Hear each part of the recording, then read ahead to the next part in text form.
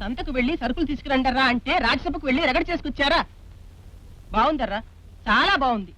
పెద్దవాళ్ళిద్దరూ పొద్దస్తమానం పొలాల్లో ఉంటూ బండ చాకిరి చేస్తూ పంటలు పండిస్తూ ఉంటే మీరిద్దరూ ఏ బాధ్యత లేకుండా ఊరంతా తిరుగుతూ ఊళ్ళో తగులని తల మీద తెచ్చుకుంటూ ఇంట్లో వాళ్ళనే కాకుండా వీధిలో వాళ్ళని కూడా బాధ పెడుతున్నారా? కారణం లేకుండా మేము ఎవరిని బాధ పెట్టలేదమ్మా.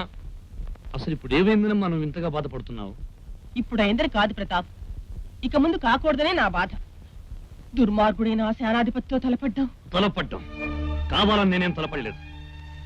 వాడే రాక్షసుల్లా ఊరి మీద పడి ఒక కన్నె పిల్లమానాన్ని దోచుకున్నాడు.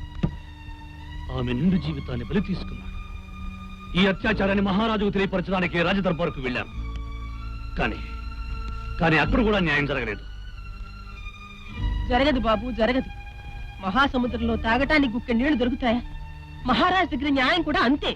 అందుకే అధికార గర్వంతో ప్రజల ధన మాన ప్రాణాలతో చెలగాటమాడడం ప్రభుత్వ పతనానికి ప్రథమ కారణమవుతుందని మహారాజును హెచ్చరించి మరీ వచ్చా. అదే ప్రమాదం బాబు.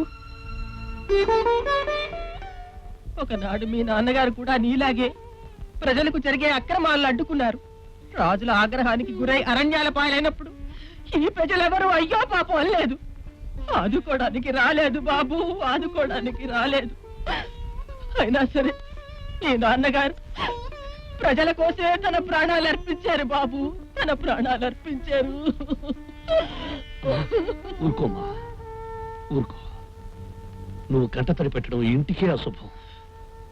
నా కన్న బిడ్డలు నలుగురు నా కళ్ళ ముందే కలకాలం చల్లగా జీవించాలి బాబు. తల్లిగా నేను కోరుకునేది అదే బాబు. చూసారా నాన్నగారు, చూసారా? అమ్మ తన కన్నీళ్లతో నన్ను మార్చాలనుకుంటుంది. కానీ నాలో ప్రవహించేది మీ రక్తమే.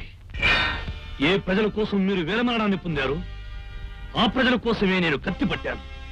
మీ అడుగుజాడల్లో నడుస్తూ మీ ఆశయాన్ని నెరవేరుస్తాను. నాకు ఆ శక్తిని ప్రసాదించండి, శక్తిని ప్రసాదించండి.